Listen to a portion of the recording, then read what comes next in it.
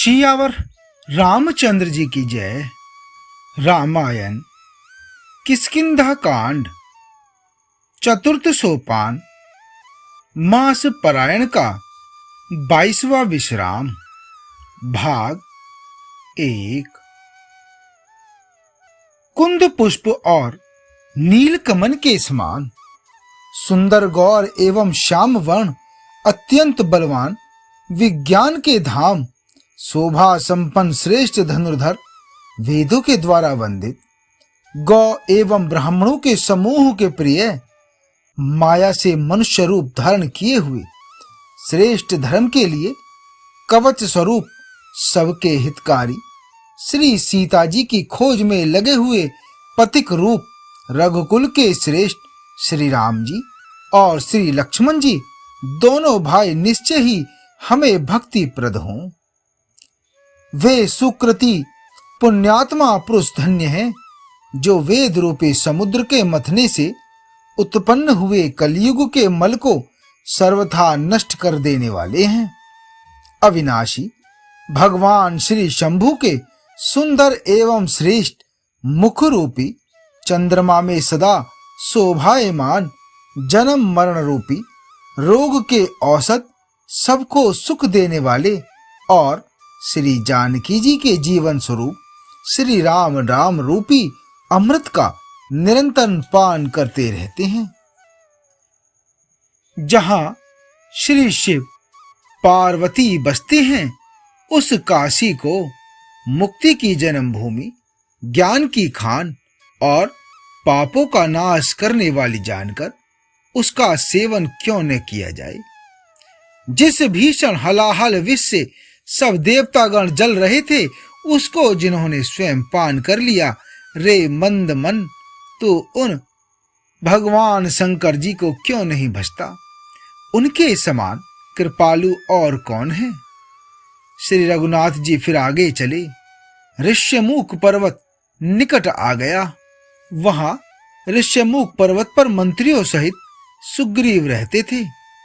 अतुलनीय बल की सीमा श्री रामचंद्र जी और लक्ष्मण जी को आते देखकर सुग्रीव अत्यंत भयभीत होकर बोले कि हे हनुमान सुनो, ये दोनों पुरुष बल और रूप के निधान हैं। तुम ब्रह्मचारी का रूप धारण करके जाकर देखो।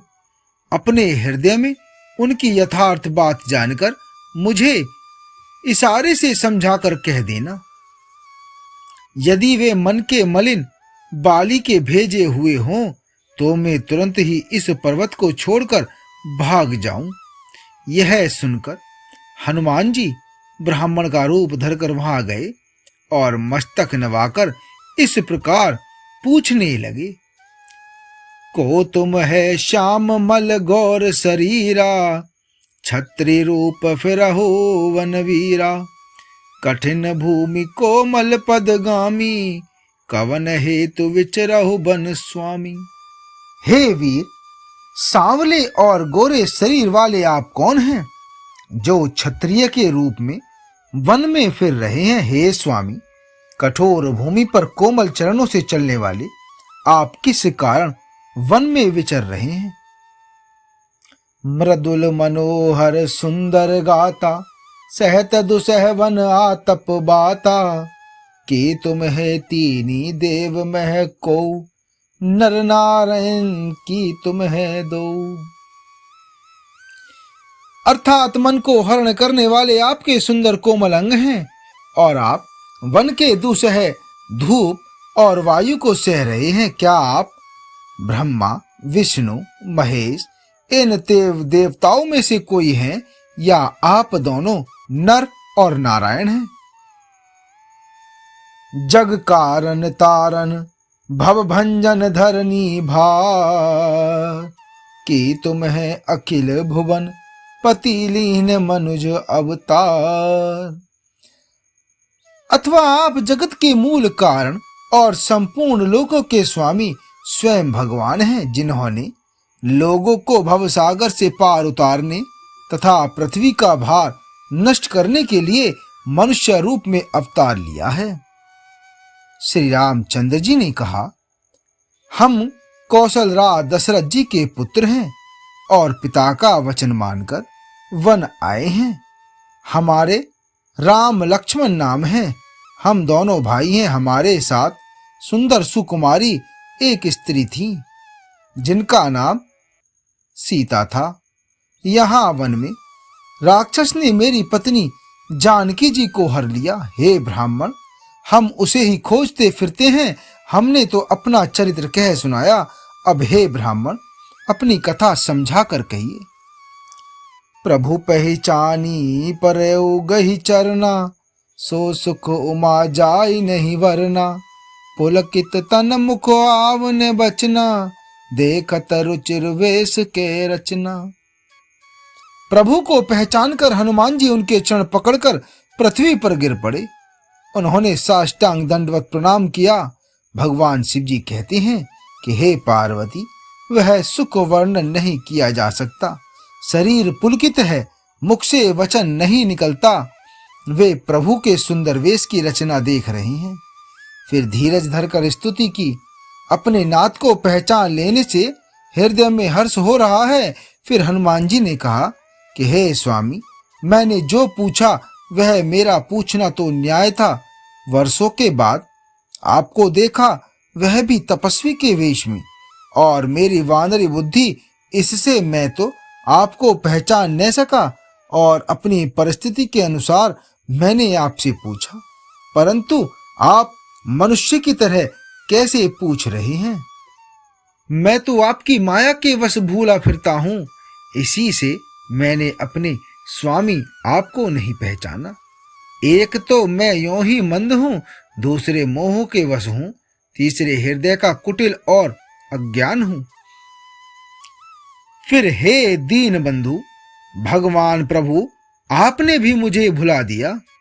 हे नाथ, यद्यपि मुझ में बहुत से अवगुण हैं, तथापि सेवक स्वामी की विस्मृति में न पड़े। आप उसे न भूल जाएं। हे नाथ, जीव आपकी माया से मोहित है, वह आप ही की कृपा से निस्तार पा सकता है। उस पर हे रघुवीर, मैं आपकी दुहाई शपथ करके कहता हूं कि मैं भजन साधन कुछ नहीं जानता। सेवक स्वामी के और पुत्र माता के भरोसे निश्चिंत रहता है। प्रभु को सेवक का पालन पोषण करते ही बनता है। ऐसा कहकर हनुमान जी अकुलाकर प्रभु के चरणों पर गिर पड़े। उन्होंने अपना असली शरीर प्रकट कर दिया। उनके हृदय में प्रेम छा गया।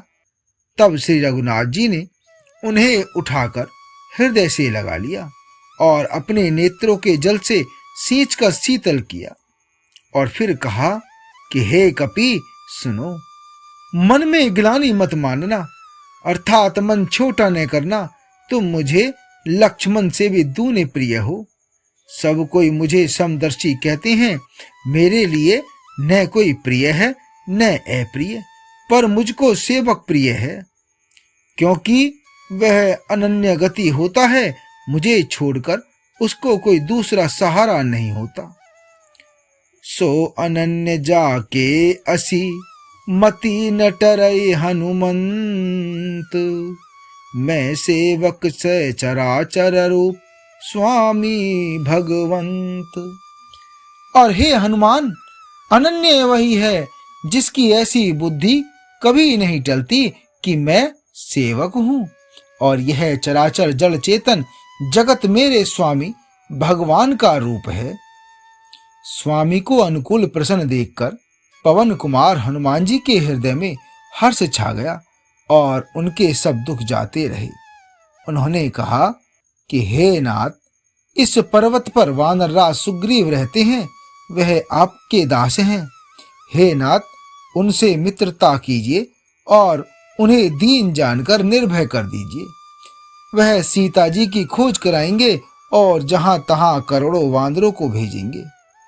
इस प्रकार सब बातें समझाकर हनुमान जी ने श्री राम लक्ष्मण दोनों जनों को अपनी भुजा पर चढ़ा लिया। जब सुग्रीव ने श्री रामचंद्र जी को देखा तो अपने जन्म को अत्यंत धन्य समझा। सुग्रीव चरणों में मस्तक नवाकर आदर सहित मिले। श्री रघुनाथ जी भी छोटे भाई सहित उनसे गले लगकर मिले। सुग्रीव मन में इस प्रकार सोच रहे हैं कि हे विधाता, क्या ये मुझसे प्रीति करेंगे? तब हनुमान जी ने दोनों ओर की सब कथा सुनाकर अग्नि को साक्षी देकर परस्पर दृढ़ करके प्रीति जोड़ दी, अर्थात अग्नि की साक्षी देकर प्रतिज्ञा पूर्वक उनकी मैत्री करवा दी। दोनों ने हृदय से प्रीति की, कुछ भी अंतर नहीं रखा। तब लक्ष्मण जी ने श्री रामचंद्र जी का सारा इतिहास कहा। सुग्रीव ने नेत्रों में जल भरकर कहा कि हे नाथ, मिथिलेश कुमारी जानकी जी मिल जाएंगी। मैं एक बार यहां मंत्रियों के साथ बैठा हुआ कुछ विचार कर रहा था, तब मैंने पराये शत्रु के वश में पड़ी बहुत विलाप करती हुई श्री सीता जी को आकाश मार्ग से जाते हुए देखा था।